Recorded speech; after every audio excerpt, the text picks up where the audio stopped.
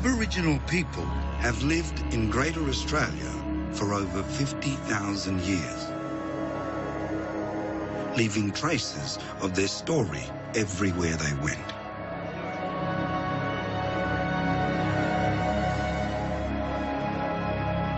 Through the last ice age, they survived the longest drought in human history, only to be faced by a new challenge.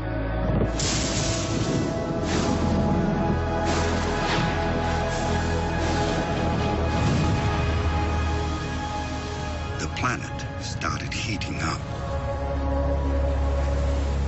The sea level rose by over 130 meters, swallowing 1/4 of the continent. The Great Flood is a story of ingenious inventions, cultural explosions, conflicts, and new nations.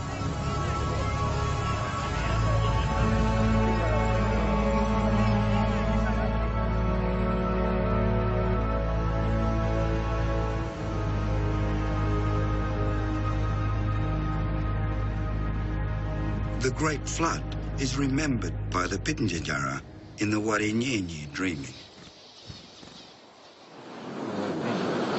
People killing the whole land to come killing them there. Can't see.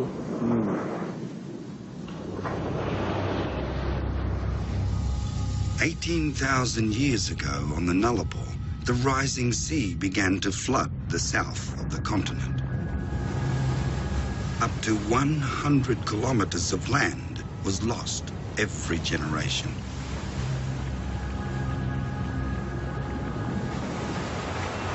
Raja, kalinya aja lah. Nggak malu nyanyi negara Jordan tuh. Dua. Enggak cuat.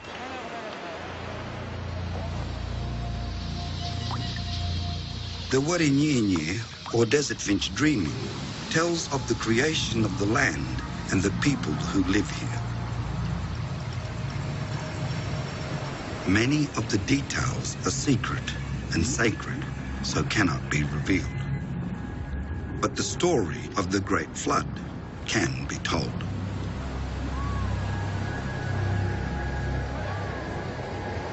Pudding aja nih. Pudding aja nih. Wow.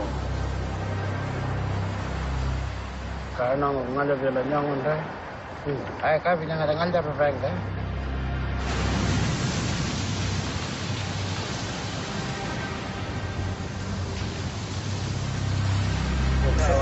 Dua. Marco long way.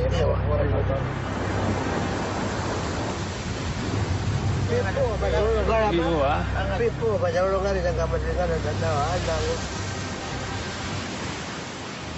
Mai pada, mai cabu, kayak ujung berbeda dacing. Oh.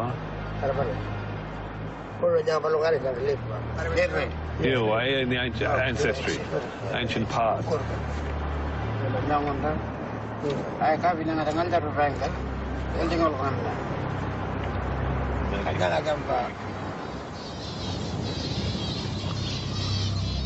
In the dreaming story, the Warinyenyi, or desert finch ancestral beings, traveled from their homeland in the center of the continent to confront the Great Flood.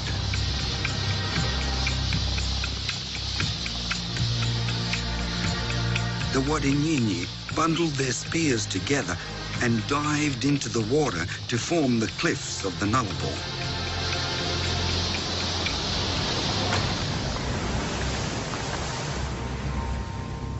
All the Warinyenyi drowned, but the ocean was stopped.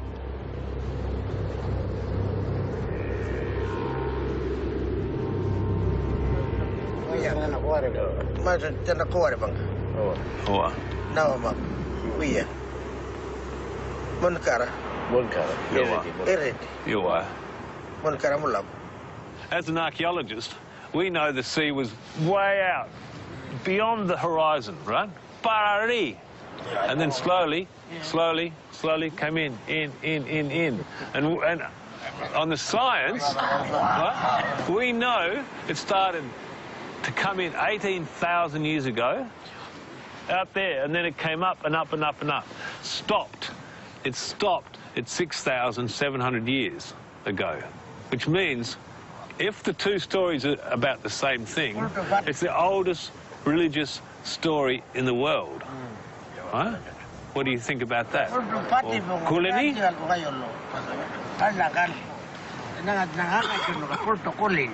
Tell the story, tell the story. No school. School Murba. Tell the story, tell the story. Not make up Mularba and Jugurba. Jungu. Myth is history, myth is history. History, Mularba. Really one. My father, Nana Samu, Yeah, told them and educated them. His grandfather.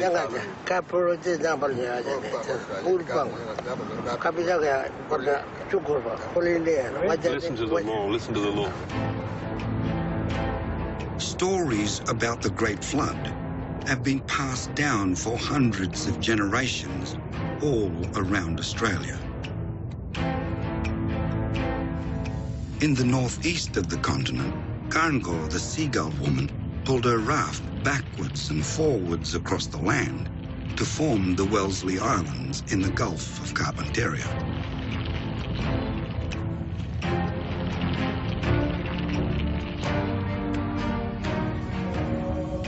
In South Australia, Nurrunjeri sent a tidal wave in a rage to drown his wives, separating Kangaroo Island from the mainland. When the seas began to flood the northwest of the continent, Murujuga was still a series of hills above a plain. Here, the story of the Great Flood is etched in stone. Thousands of engravings show the remarkable adaptation to a totally different environment. The engravings from the period before the Great Flood are all land animals, especially the kangaroo. And certainly here we have a lovely example of the kangaroo. This image would date from roughly 12,000 years ago. It's at a time when in Europe people were still running around in caves. You still hadn't invented agriculture. The pyramids are still 5,000 years away from being constructed. People were producing fantastic images on these rock surfaces across the archipelago. Ken Mulvaney is working with the traditional owners of Murujuga, like Tyson Maurin, to understand the effects rising seas had on his ancestors. Here we're sitting amongst an interesting group of 4 kangaroos. All have a characteristic of lines that are actually cutting into the image of the kangaroo, most likely depicting hunting or a hunting magic. This site clearly had great symbolic importance. Then, around 7,000 years ago, there came a profound change. Over here, we have a fish that has been added. We've got the tail of the fish, the body coming around with one fin here, the head round here, second fin out that side back to the tail, and it's completely pecked in. Clearly it relates to a period after the sea levels got here. Roughly 7,000 years ago.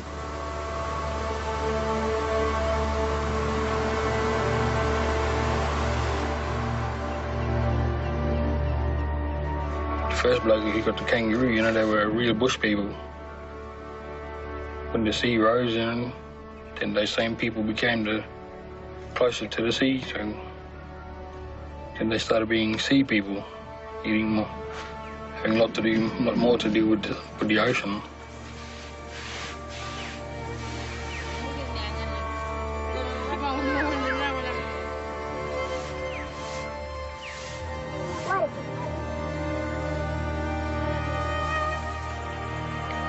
As the seas came in, all the engravings changed to sea animals.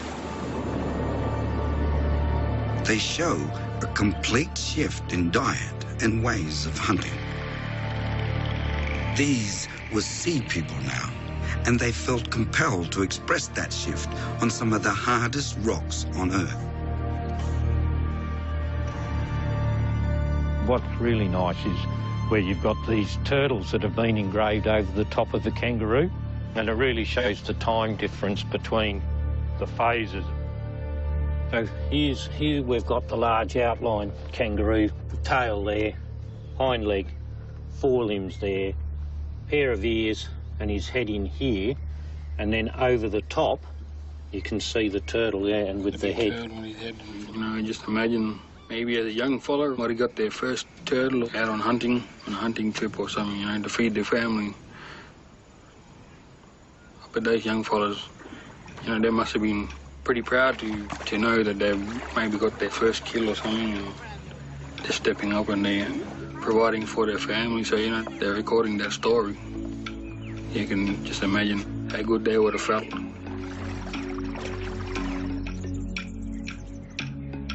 Tyson's ancestors studied every ecological detail of the new sea animals, like the turtle.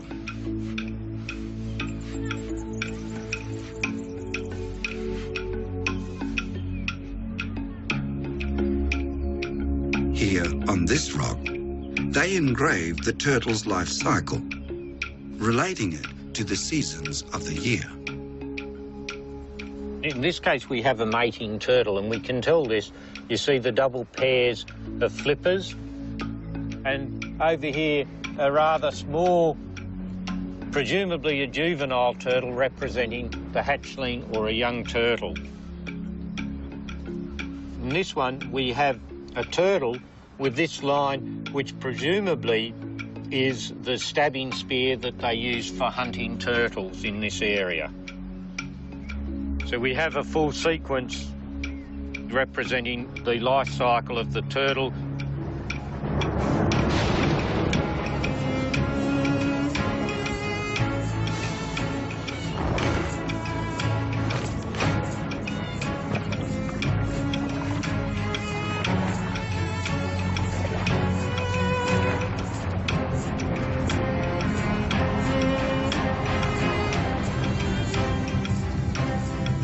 In the Kimberley, when the seas first began to rise, the monsoon set in. For the Wunnambulgambara people, this was a time of creation.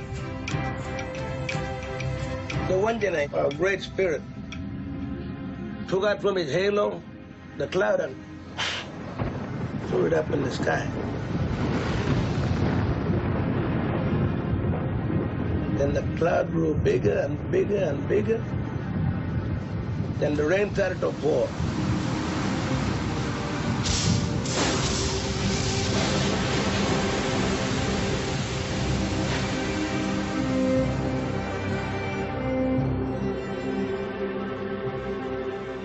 And it created the land and the rivers and lakes and even the water holes that we have today. Here, the warm and wet climate didn't just force changes in diet. Over 12,000 years ago, it gave rise to a spectacular flourishing of culture.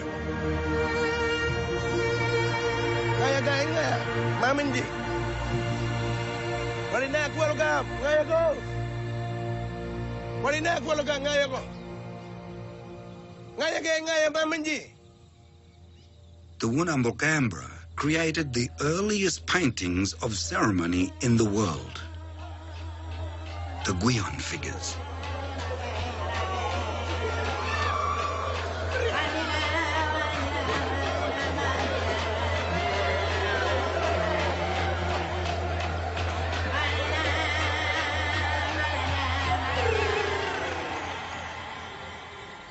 The Wunnambulgambara and a major archaeological team are piecing together this ancient cultural explosion.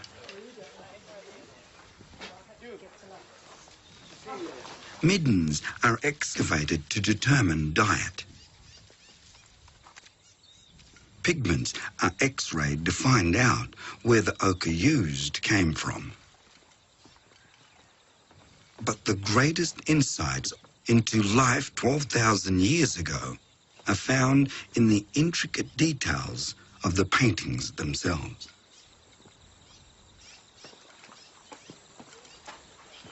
You can see here there's a bush yam. You can see it's like a bush potato there. A lot of food they carry. This one is carrying where most people would call it dilla bag. Here you can see again, some got a bit of thing hanging down from their arm. They all got to be dancing this. Alberts, look at this. Look at the detail here. This figure here, I particularly like because you can see the hair's been pulled into tiny little pigtails or plaits, and you can actually see where it's been knotted at the end. But under the arms, there's more decorations coming down here, quite elaborate decorations. And the armlets go both round the arm, and then there's tufts going up. We think probably plant material would make those. And the pair of boomerangs in this hand. And if you follow this figure up, unfortunately a chip's fallen out of there. If you can see an enormous headdress going back.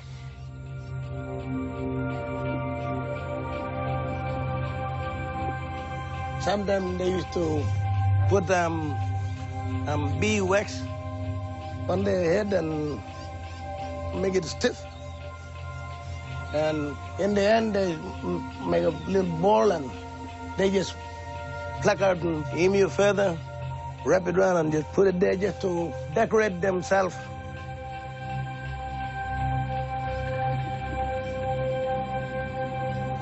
You can see the boy reaching out to his father there.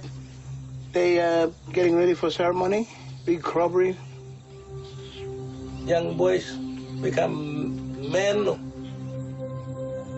It was as if the artist was saying, this boy's new life must be marked and celebrated with joy.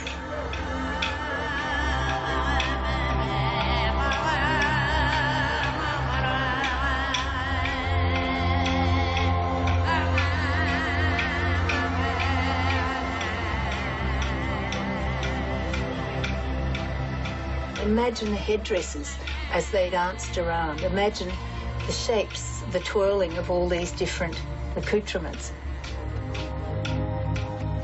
All over the Kimberley, thousands of these elaborate celebrations of life are being rediscovered. It's increasingly clear this remote and rugged country supported a vast and rich culture.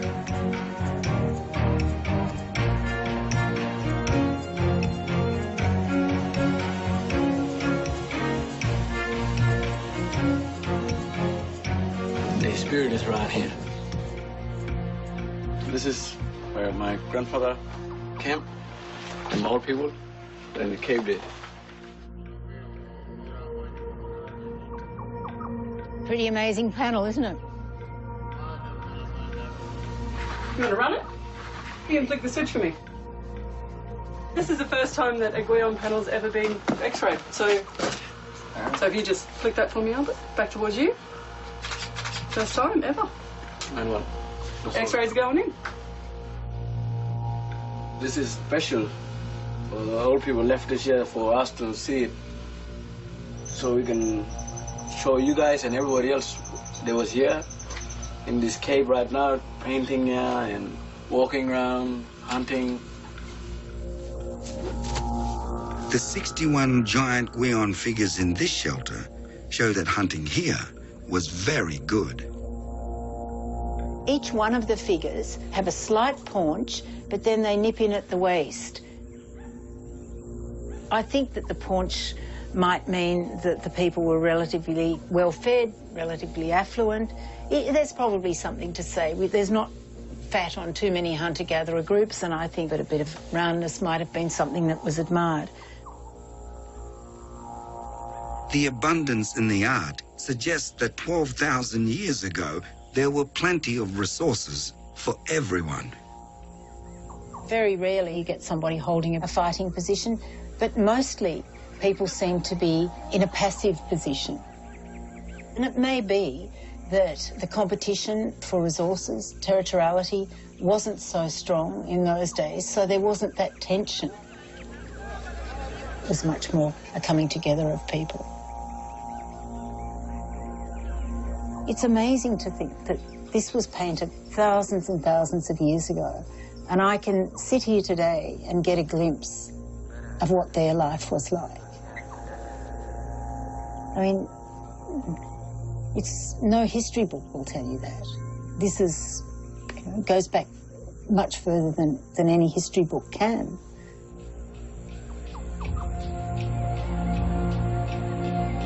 My people have been living here for thousands and thousands of years, from the dreamland.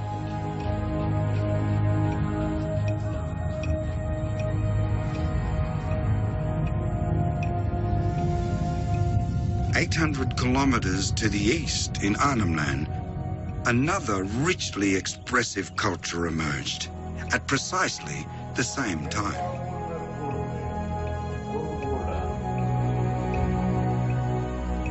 There's so many figures in different poses. They're racing across the wall, tumbling, falling, some standing, and lots of material culture. So this figure is standing on one leg in that classic pose that often you see Aboriginal men in. And this one has 4 boomerangs, 3 in one hand, and the other one in a position ready to be thrown.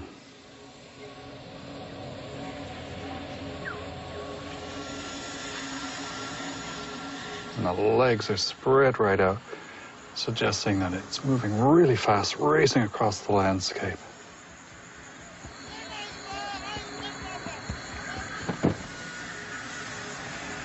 The figures are so detailed and dynamic, they bring to life stories from 12,000 years ago. This poor fellow has fallen to the ground, just lying prostrate with a spear right through the torso. But behind it is a figure that looks like it's racing in, flailing away with this boomerang, perhaps to give the coup de grace. If someone killed someone else, then there'd be payback from the family of the deceased. And maybe that's what's going on. This guy may have killed someone from the family of these people, and they're rushing to punish him. Here's a wonderful figure. What's really fascinating is these dashes coming out of the mouth. 2 streams of them, suggestive of sound, that the figure's speaking. And again, that adds to the animation, the liveliness of not only this particular design, but the whole panel. We have the earliest depictions of sound and motion, these amazing scenes of action, quite different from and earlier than this sort of art from any other part of the world. When we look at the rock art of Australia, we can see that particular styles run across very large regions. The dynamic figures, the Guiana figures, are a form of high art. They're major cultural developments, and that suggests that there wasn't just a small population struggling for survival, but rather a fairly large group with a very sophisticated visual culture, ceremonial culture, spiritual culture that persisted for long periods of time in these regions.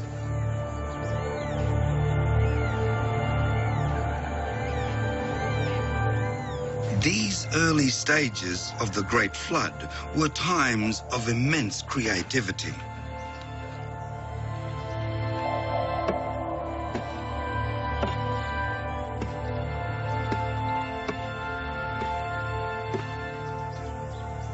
In the Guion and dynamic art, we see for the first time one of the most ingenious inventions of the ancient past. The boomerang. Well, what I have here is the oldest wooden boomerang in the world that we know of. It's 9,000 years old. Wooden boomerangs decay quickly, but this ancient boomerang was preserved in a peat swamp in South Australia. It has the same aerodynamic contours of all boomerangs. It's a plano-convex foil, airfoil, like an aeroplane wing. Flattened face under here, that's the plano element, and then the convex surface is the top surface.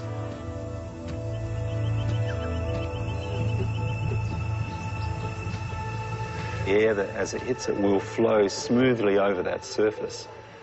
Now, what that means is there's less pressure on the top, and that brings the boomerang up. That gives the lift. That's why the aeroplane rises off the tarmac. Hunting boomerangs have been found in other parts of the world, but the returning boomerang is unique to Australia. It involves even more astounding physics. The returning boomerang is an astonishing achievement. We don't know how it originated. We can only assume trial and error, and that people understood, first of all, that plano-convex form was something which could impart aerodynamic qualities. And then later, this observation that gyroscopic precession, as we know it today, could cause a boomerang to turn and come back. People could launch a boomerang 100 or 200 or even 300 metres on a good day and have it return to their hand.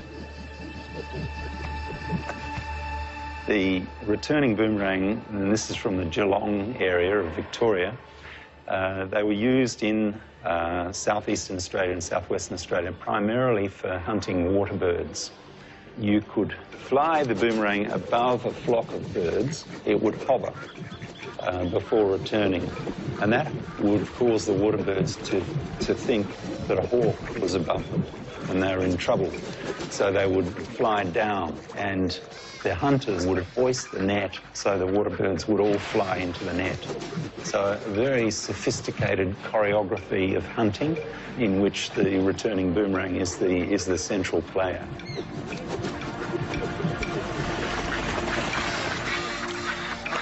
Boomerangs were used across the mainland as a multi-purpose tool for butchering, for fighting, for making fire, and music. Yet, as the environment changed, the boomerang vanished from Arnhem Land.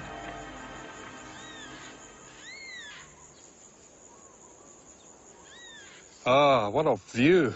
This is a wonderful place to come to terms with why the boomerang disappeared in this part of the country. 10,000 years or more ago, this was all grassland. But today, it's covered with forest. This plain would have been very, very different.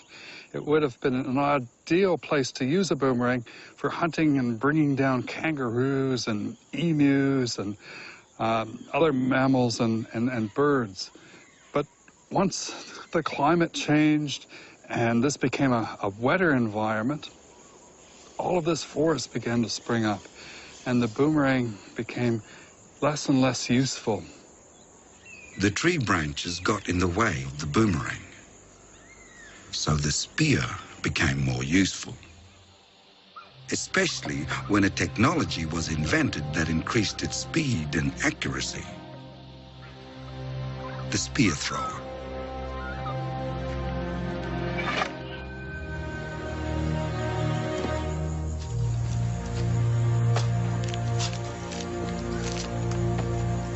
The paintings of 10,000 years ago captured the moment of transition.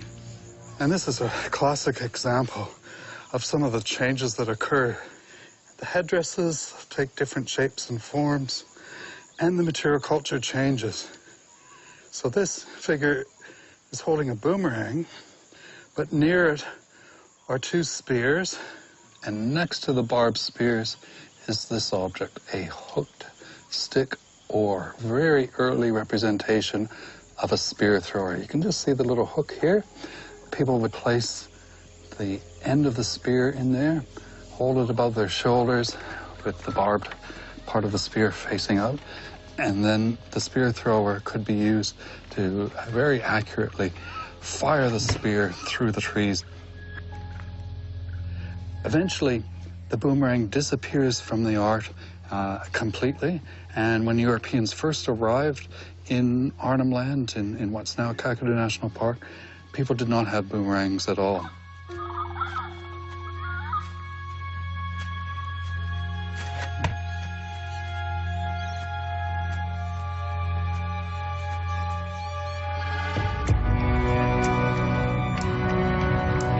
By 8,000 years ago, the sea had risen over 100 meters, flooding the vast coastal plains of the north.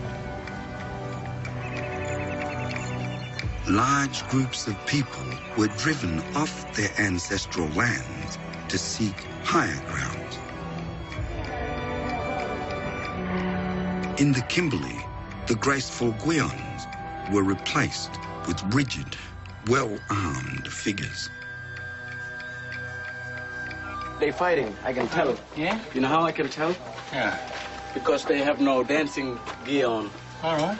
No dancing gear. See, they're just fighting.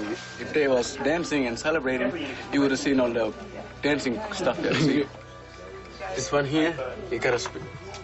They all spearing one. You see that spear there? They having who fight. See that? That's the room right there. Yeah. And the spear already left. See that? Right down to there. Isn't that fantastic, eh? It is. They having fight. I don't know what they're fighting for, but they're having fight.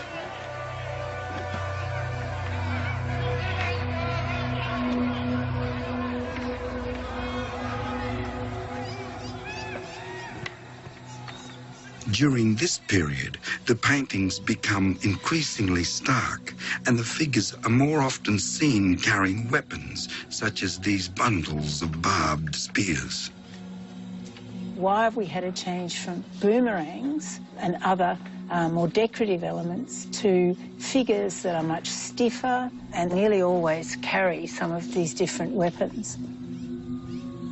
This might relate to a change in the environmental conditions, or it might relate to an increase in population where there was actually more stress on people and they had to compete for resources. So it might indicate that people were more interested in territoriality, and in those sorts of situations you often get a great influx of painting people, an effervescence of painting. So people mark territory more strongly. To the south of New Guinea, the massive freshwater Lake Carpentaria was flooded by salt water. This drove entire populations of people up into the higher grounds of Arnhem Land. Rising sea levels forced people inland into the Arnhem Land area that we know today, and they would have come in contact with the descendants of the people who made these dynamic figures. There must have been a period of readjustment where new relationships to land were worked out.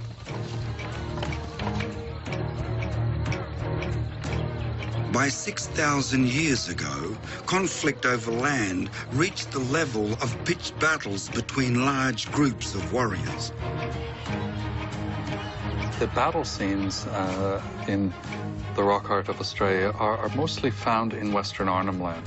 And indeed, we have the oldest battle scenes from anywhere in the world.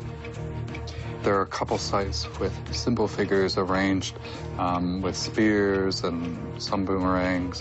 One figure's holding a hafted stone axe, and they're in two groups opposed to each other. In one case, there's a crack in the rock that they're on either side of, with a few figures that have crossed over, and some of those figures are riddled with spears.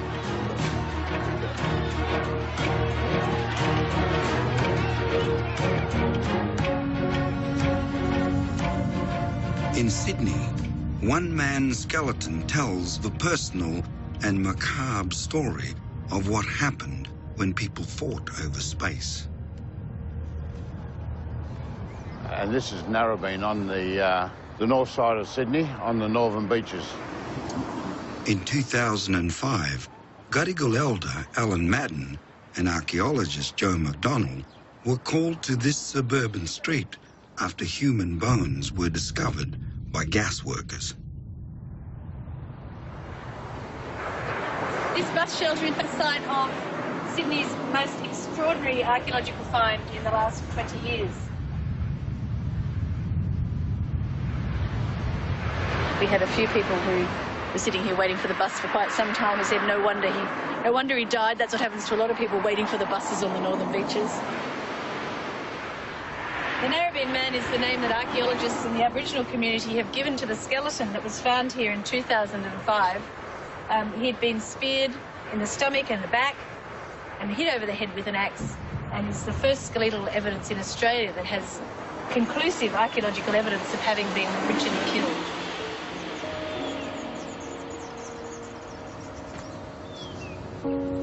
When we looked at this one, the thoughts had run through, let's get this fella out from where he is. I think any place would be more appropriate than laying under a bus shed. But also, we wanted to know more about who he was, where he was from. Narrabeen Man's skeleton is held at Sydney University. Forensic pathologist Denise Donlan was also at the excavation. I remember you commented at the time he looked like one of your murder victims because he was in fact lying in a position that was quite... He wasn't in the sort of traditional position where the, flexed with the arms together and so on. We actually found 4 or 5 of these spear barbs around his head, and then when we started to come down onto the body, we found more spear barbs around the rib cage. And then the one that really got us was the one that was actually lodged in this vertebra here. Is it L1 or is it L3? L3. Lumbar 3 it is. Yeah. That would have taken a lot of force. Yes, it would have. Now, to take a lot of force, it wouldn't have been thrown from a distance, do you reckon? Or would it have been up close and personal when they've just run it through him? When people are being punished, they didn't stand a long way away, and they were often surrounded by all the people who were in the punishment squad. And so he would have been probably trapped, and he would have had people throwing things at him from perhaps a circle of people around him.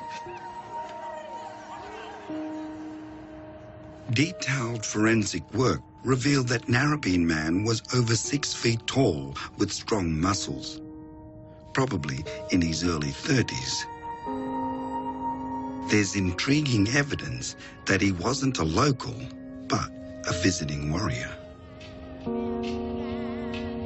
In Sydney, a front tooth was knocked out at initiation. The suggestion was he's maybe 30 to 40 years old. Yes. He would have went through initiation a long time before then. During adolescence. You know, and this guy's got all his teeth. So given that he had both of his front teeth, we were interested in whether he was in fact from Sydney or whether in fact he'd been killed because he was from somewhere else. The oxygen isotope analysis that's been done proved absolutely that he's a coastal man, that he's spent most of his life eating fish and shellfish. He's a coastal man, so whether he come from the north, down south, or come from the south, I'd say he's done something terrible wrong here. And so the question that archaeologists have asked is whether all those people who used to live on the coastal plain who were pushed up into Sydney were trying to renegotiate space. So the fact that he has got backed artefacts lodged in his body, the fact that the sea level was slightly higher than it had been possibly in the preceding 1,000 years, really suggests that there's a lot of social pressure happening in Sydney at that time and that he's basically a logical conclusion of what happens when people get into disputation about their space and about where they're living and who's allowed to live where.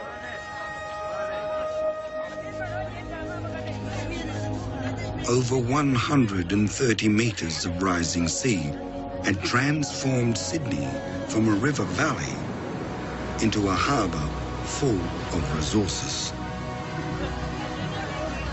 Within the new and strictly defined territories, different nations began to flourish.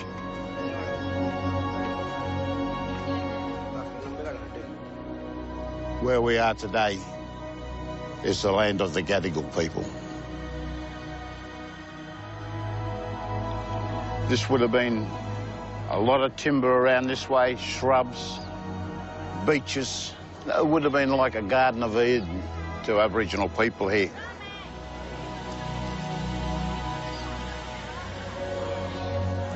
This would have been like a Woolworths. You know, this would have been your fish market here, your fruit and veggies, your meat market at the back.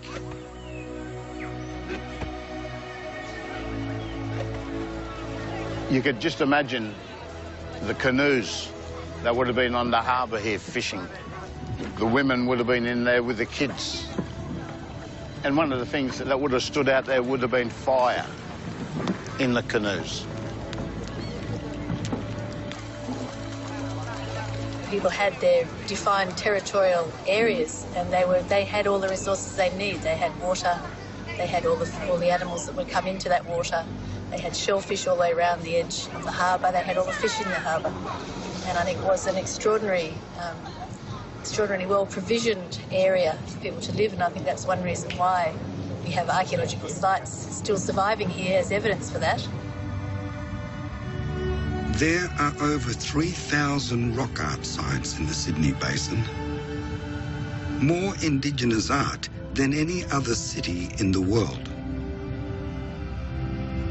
These engravings open a window into the ways cultural groups changed over time and increasingly differed from one another.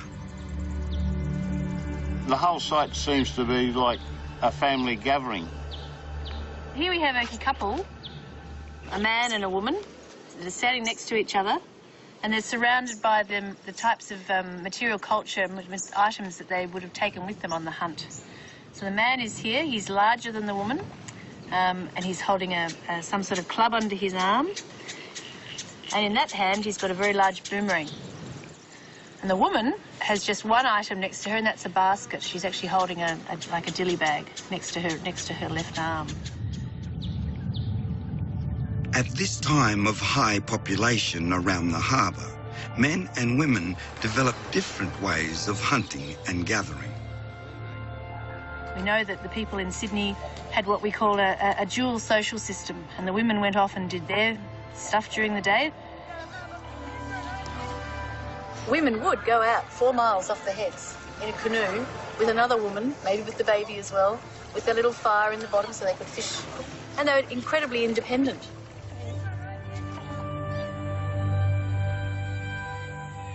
Men went off on their own hunts, and they looked for kangaroos on these ridge tops, but they also fished with spears.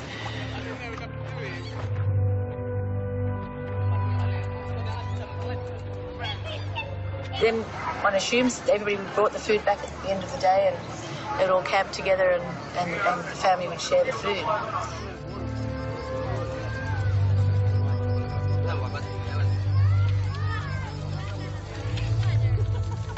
There is a family structure. The clan was your family. In-laws, outlaws, brothers, sisters, aunties, uncles and that. That was your mob. That was your clan.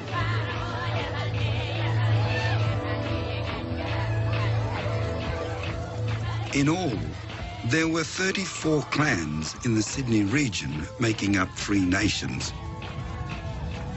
Everywhere, the Great Flood forged increasingly diverse cultures. Perhaps none more distinct than the Tasmanians, cut off from the rest of the continent 14,000 years ago. This severance of the Bass Strait Islands and Tasmania from the mainland began one of the longest periods of isolation of any human group on the planet. What happens to a group of people who are isolated for this length of time, 10,000 to 14,000 years ago? For the people of Flinders Island in the newly formed Bass Strait, life was good at first. The Great Flood brought them some of the richest marine life in the world.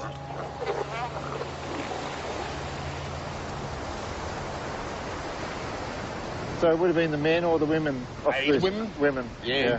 I done all the diving for crays and abs, you know, because they're in deeper water. Yep. And, well, maybe seals, you know, because this was a good place for seals. Yeah. They're quite a way out, those rocks, too. Yeah. They're quite about 300 metres offshore. Yeah, well, they were, like, very good divers, so... Yeah. And I believe they mimic the seals as well. Yes. Put oil and that on the bodies and went up on the rocks and hid and they come up and they give them a tap. Yeah. Look at them, mate. Yeah, there's one. We've got the weariness. Beautiful to eat. Is it them?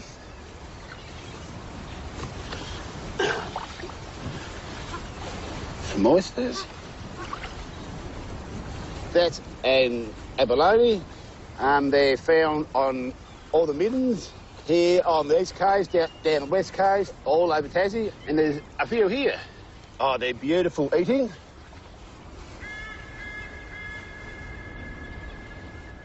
Surface there, so there's a bit of charcoal.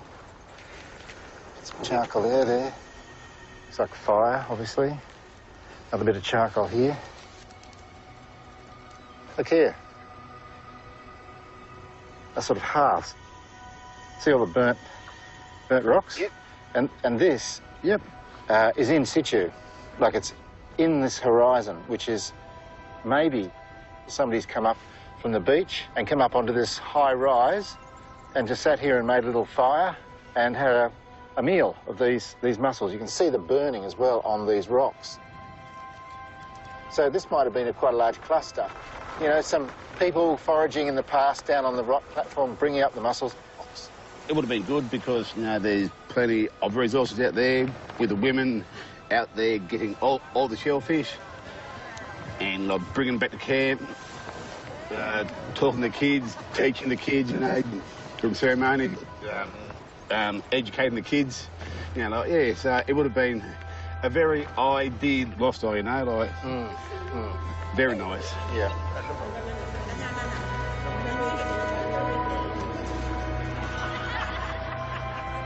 But these campfires were a kind of last supper.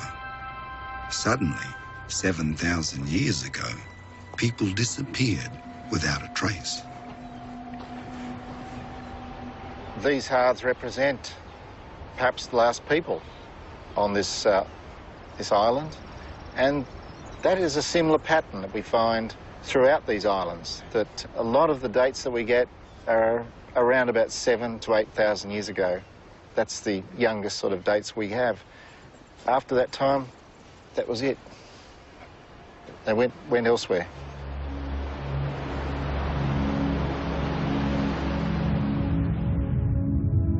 As the seas continued to rise, people would have seen the Tasmanian mainland get further and further away. The Bass Strait Islands were simply not big enough to sustain a viable population. People had to make the decision, either stay and perish or move to Tasmania.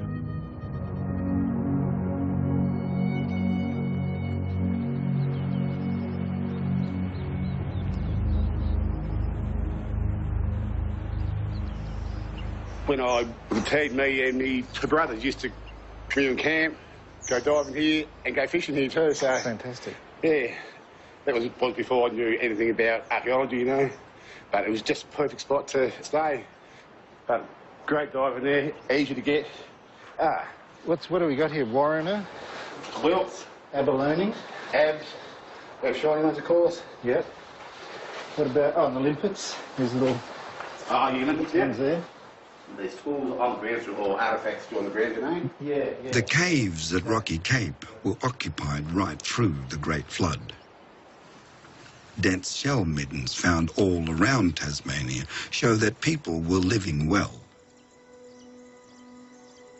But then 1,000 years of isolation resulted in big differences with people on the mainland.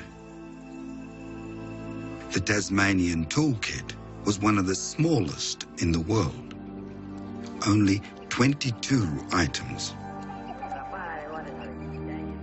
On the mainland, people had around 120 items. The boomerang, spear thrower, aft axe, and wooden shield, to name a few. The Tasmanians had none of these. Their kit included the waddy, or wooden club, and spear, stone tools, along with woven and kelp bags. We have a list of material possessions that allowed people to survive in a very changing environment. It allowed them to develop a culture and a society which was just as rich as any other hunting and gathering societies. These people were not in any way under any selective pressure. They knew exactly what they were doing. It doesn't need to be composite and complicated. They use fire and cooperative hunting to achieve the same ends. And so having a society and collaboration and cooperation is technology in action. But it begs the question, is this the minimum amount you need to survive and have a healthy, happy and sustainable life amongst your people? It is a challenging view for Europeans brought up on ideas of progress through technology. In Europe, there was many ideas about the horse-drawn cart, the wheel, the invention of metallurgy, and a sense that people were progressing, going somewhere. And I think this had a great impact on the way in which we think about progress, that it's expected that people progress through material culture. Yet the Tasmanians worked less than the average European and had more time to devote to cultural pursuits.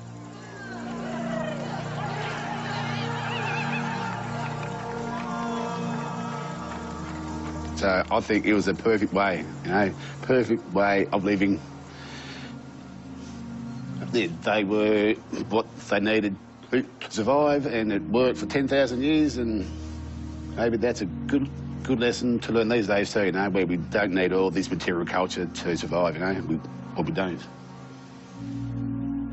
It may be that this is the true lesson that we can learn from the Tasmanian Aboriginal people, that a minimum amount of material possessions propels you successfully into the future as a viable population of people. And let's face it, they survived for 10,000 years in isolation. And that's extraordinary. And I think that we'll be here for another 10,000 years or more. If the Earth doesn't blow up or something,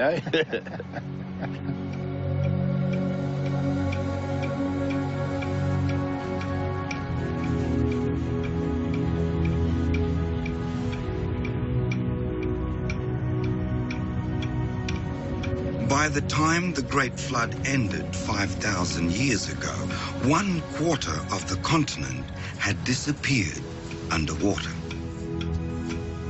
Hundreds of new nations were created through the remarkable intellectual creativity of the first Australians.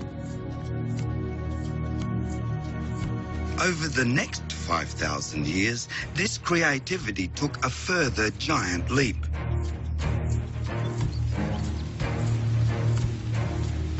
When much of the world embraced agriculture, people here chose instead a sophisticated system of fire stick farming and careful management of the land to sustainably increase its bounty.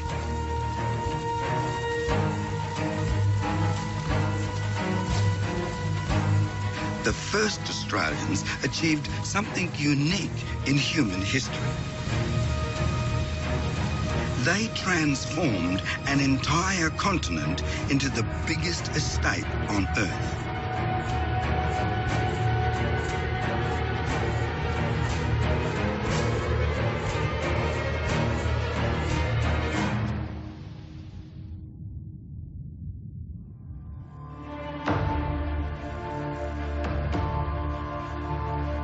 Next week, they transformed an entire continent into a fully sustainable huge estate until outsiders arrived. First footprints. Next, leading art critic Andrew Graham Dixon crosses the Atlantic to discover the art of America.